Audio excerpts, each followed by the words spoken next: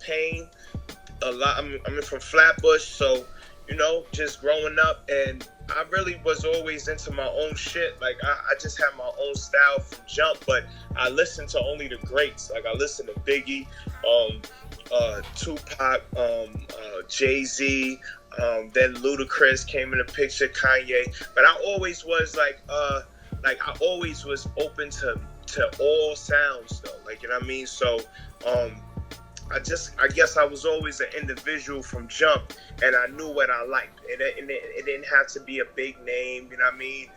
Some of the joints that damn, my brain is scrambled right now. But some of the joints like Talib Kweli has, and Mos Def, and Ice Cube, and Snoop, and Dre, and all of those guys. Like I just seen everything, and I just digested it a different way. You know what I mean? It just showed me that what I wanted to do was possible, really.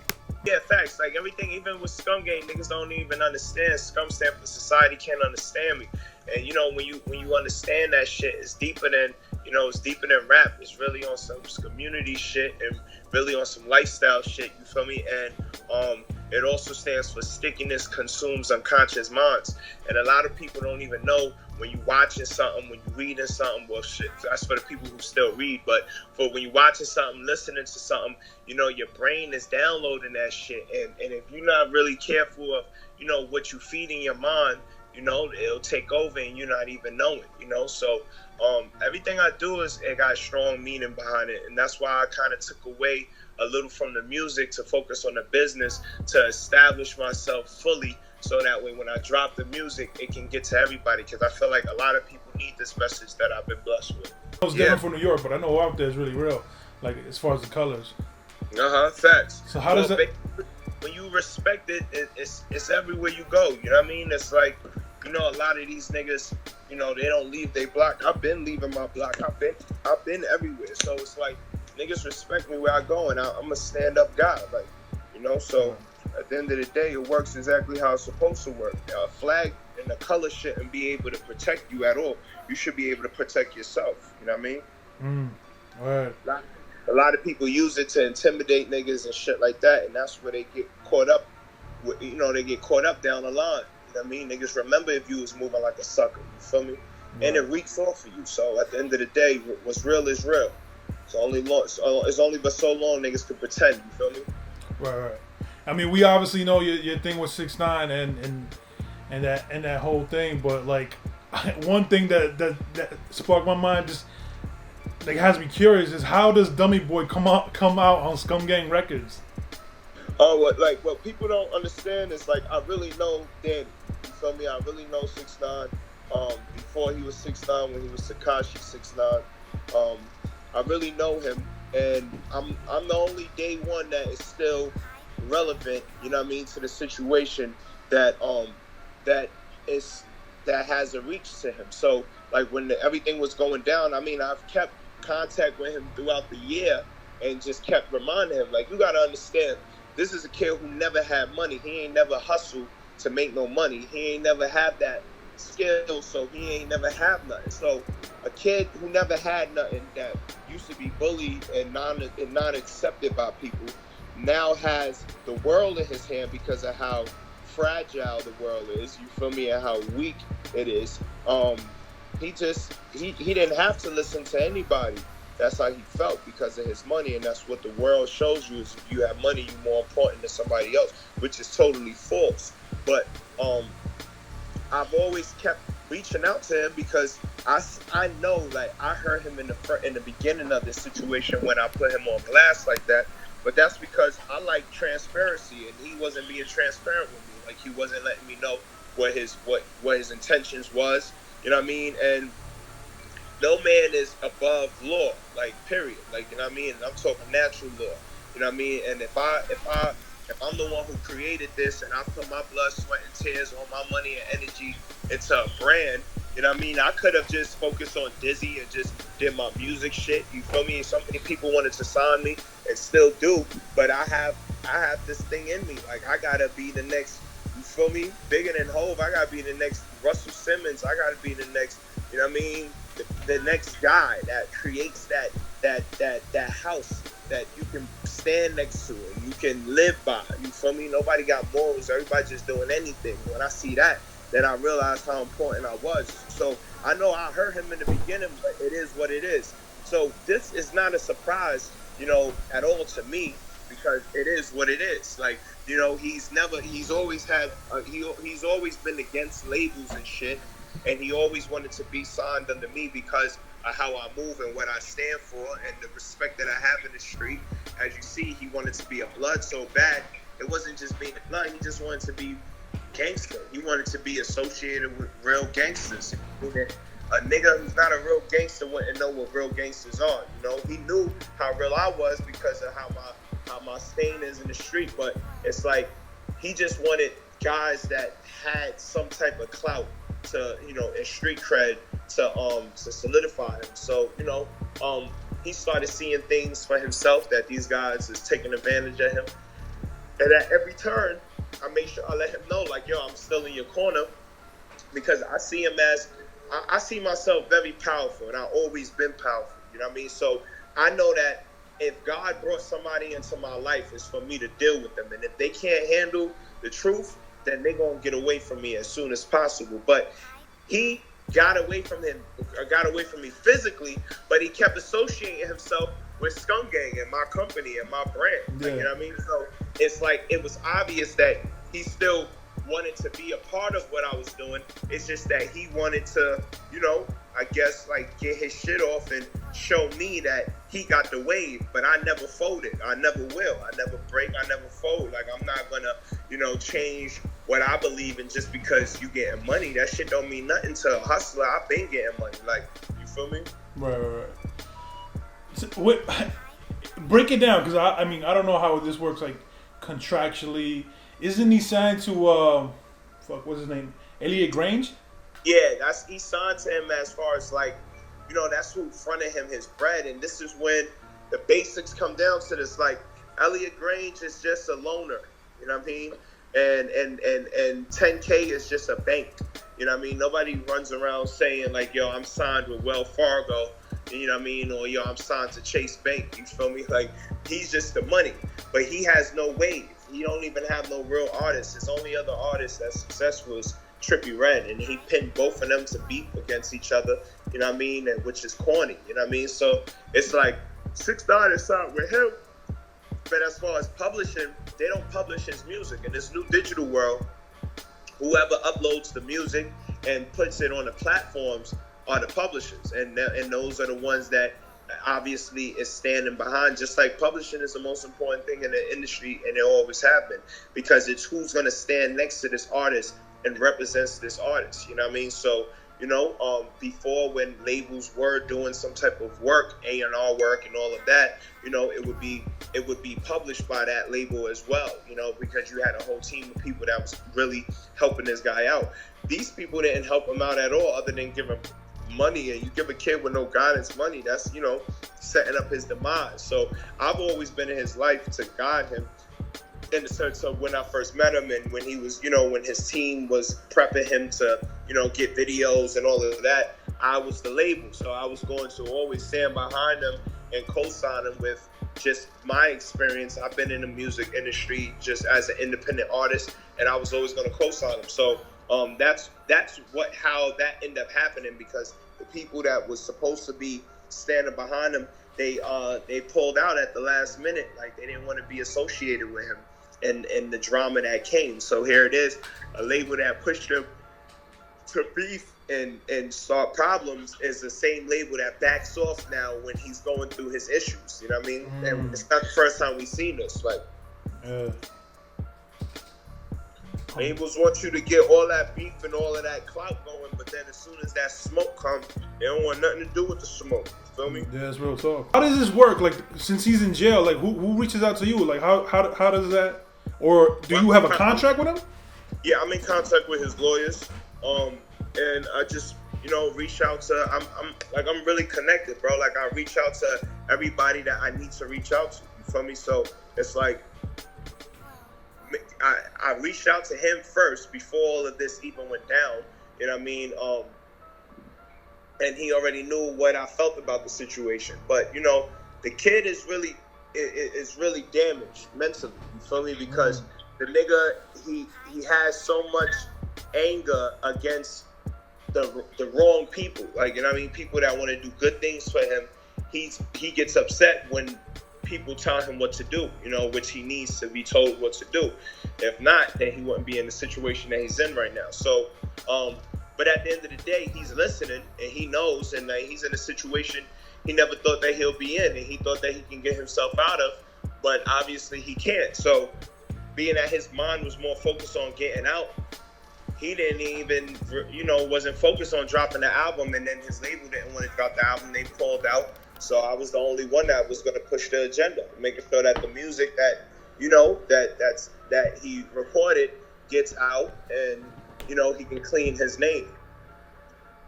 Because he represents a lot of kids. You got to understand that. Like, a lot of kids, you got this whole generation of phone babies. Yeah. You know what I mean? They don't go outside. They don't have experience in life. So he represents them, and I can't let somebody that I know just crash and burn, and then no reasoning or understanding come out the situation. It's almost like a waste of time, waste of life. You know, like, you know what I mean? Like, kids, like, he really has a strong fan base when it comes to the kids. Whether it's middle America, like a lot of people say it's not kids in the hood, but I've seen kids in the hood look up to him because he happened to make it out the hood. So, you know, everybody's reasonings is different, but it's still the same result, that people are fans of him. And you can't be a fan of some shit that is the wrong thing to do just because you see that he's successful. Some understanding has to be put in place, and I was there from day one to see how this whole shit unraveled. So I'm here to make sure that, as part of me making sure his music is good out there and his family gets taken care of when the residuals come in, is as much as I want the people to be able to learn from this and the kids to be able to learn from this shit. So anybody that thinks just because I'm saying I forgive 6ix9ine, think that I'm not going to keep pushing the fact he was wrong and everything else, is out of their mind. They haven't lived life. You know what I mean? Good and bad and the ugly comes with life. And I would never like be fake and act like, oh, just because I'm getting money off of the situation, or just because I'm getting, you know, notoriety off of the situation, I'm not mad anymore. No, I'm a real nigga. I'm mad at certain things that happened, that took place, things that people that manipulated him, and people that could have stopped something from happening, because everybody was bought at that point. Everybody had a price at that point. And, you know, no real one is going to sell themselves to sell their soul like that. You feel me? Right. So, is there a point, I guess, when 6ix9ine, whenever 6ix9ine, you know, comes out, y'all can squash it and work together again, or no? Yeah, I mean, we already working together, you know, right. So it's already happening. I mean, I can't force somebody to learn. You know what I mean? That's where you could bring a horse to the water, you can't make him drink. So it's like, at this point, it's really up to him. But between me and you, I know him, and I know that the nigga's not built for the shit that he's involved in. It's like a joke gone too wrong. You ever see them prank joke where niggas is playing so real, but when shit get real, they like, no, it's a prank, it's a prank. The judge don't want to hear that shit. The prosecutor don't want to hear that shit. You know what I mean? So, and none of these alphabet boys want to hear that shit. So, you know what I mean? There's no way him getting out of this. So I feel like he's going to change a lot. And ain't nobody going to stand next to him. He did a lot of fucked up shit. He fucked over a lot of people. Fucked up a lot of bread. He lied about a lot. You feel me? But I always put myself in like a Christ-like situation. Like, Christ only fucked with niggas that was fucked up, you know, gamblers, robbers, thieves, murderers, you know what I mean? Like, you know, so no matter how good my heart is, it comes from knowing all of the shit that is going on in the world, the ugly, and still being that. You got to make the choice to be who you are, and if it's because your situation's easy, you ain't really who you think you are. You feel me what I'm saying? So it's like, I know where he coming from, and I think because of where he coming from, he can help change a lot of kids' lives by being truthful. So the only way that we will continue to work after this publishing situation, when he come home is if he can be truthful, apologize to the people that he hurt, apologize to people that he disrespected, be honest about the fact that he never was a gangster, but he wanted to be accepted, and because that's what the people know anyway. And if you can't be honest, then you're worthless. You know what I mean? But your story is more important than you. You know, so that's what it is right now. Right.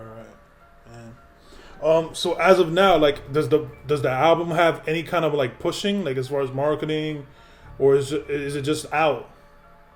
It's out. I mean, the push is really what's going on with ScumGang. Like, you know what I mean? Like, it like the tables done turned. Like, you know what I mean? Like all like, the trolls. is there marketing dollars in it? No. Yeah, like we doing that already. Like, we've already been doing that, and that's why I'm saying, like, the tables done turned. Everybody was saying, oh, ScumGang, nobody would know of ScumGang without 6ix9ine, but right now nobody would be still talking about 6ix9ine without ScumGang. So, right. and that's how it always was, because he came to us to get street credibility, came to me to, you know what I mean, to be solidified and to be respected. So, and that's what we stand for. So for him to disrespect us, you feel me, was out of character, and things were going to get straightened out anyway. So right now, I'm doing my best to make sure that I've spoken to Complex, Billboard, Daily Beast, like a lot of people, you name it. I'm speaking to them. I'm in contact with them, and I'm letting them know the story. So he won't be marketed and promoted like how these guys were promoting him, because that was deceiving. He's not a gangster. He's not one of those type of dudes. So all the beefing and shit that he was doing in order to promote his music before, that you seen where that got him. Right. But my whole thing as ScumGang, as the company, as the brand and the lifestyle, what we're going to show people is that you can market and promote yourself for exactly who you are. And I don't give a fuck what his fans think, as mean as it sounds. I'm marketing and promoting him as the coward that he was. And hopefully as a man, when he gets out, he can be a man about what he did. And that would be, to me, him going from a coward to a man, for somebody that we can respect. You feel me? If he would have just kept it real and just let niggas know, you know, like he ain't never been accepted, he would have stayed ScumGang, he would have never had any of these issues. But it's because he got a lot of other people that was just yes men involved with his shit, thinking that, you know, he's gonna get what he want, but he doesn't have life experience. He don't know, in getting what you want, the ramifications that come with that. You feel me? So were you in the beginning? Were you his mentor? I was one of his mentors. He had a couple of, you know, he had one mentor before me, Righteous, and he had a team around him of kids his age. So I guess he never really, you know, wanted to listen to kids his age. And I just turned 30 this year, so it's like, you know, I've been doing my music since 6 years old. You know what I mean? So it's more than just the experience of just getting older. Nigga, I got experience in business. I've been hustling. I've been having my own clothing line for 12 years now. You feel me? Like, you know, when Kanye West was screaming he needed help from Louis Vuitton and all of this shit, nigga, I had 3 different clothing lines that I was doing on my own and getting investment from friends and girls, you know what I mean? People that believe in me, you know what I mean? So it's like all that other bullshit, that industry bullshit, or I'm needy, I'm needy. That shit is corny, you know what I mean? Because I've lived this life already, you know what I mean? Plenty of times. So in that sense, yeah, I'm his mentor. I'm probably his number one mentor because I've always kept it 1,000 with him, you know what I mean? I show, you know, you can't just take what this looks like and run with it without having the inside full with foundation, you feel me? So I'm not just no gangster. I'm not just a wild nigga. I'm not just no rapper. Like, you know what I mean? I'm a real man. I've stood on my 10 toes throughout every situation, you know what I mean? And learned and was able to humble myself and shit. So when I pass on, it's not just what I've been through, but it's also what, you know what I mean, my elders before me, my OGs, my big homies that went through, and I didn't want to go through that, and I actually listened. I wasn't just hot-headed like, oh yeah, nah, you fucked up, but I can do this better. Like, it's certain things that you just can't play with, like, you know what I mean, at all. And there's certain things that you don't want to experience, you know what I mean? Thank God I've never been shot. Thank God I've never been, you know, locked up for a long time, you feel me? And those are things that I don't feel like I had to go through, like, you know what I mean, in order to get to where I'm at. You feel me? Right. Only the smart one, only the wise ones will know that.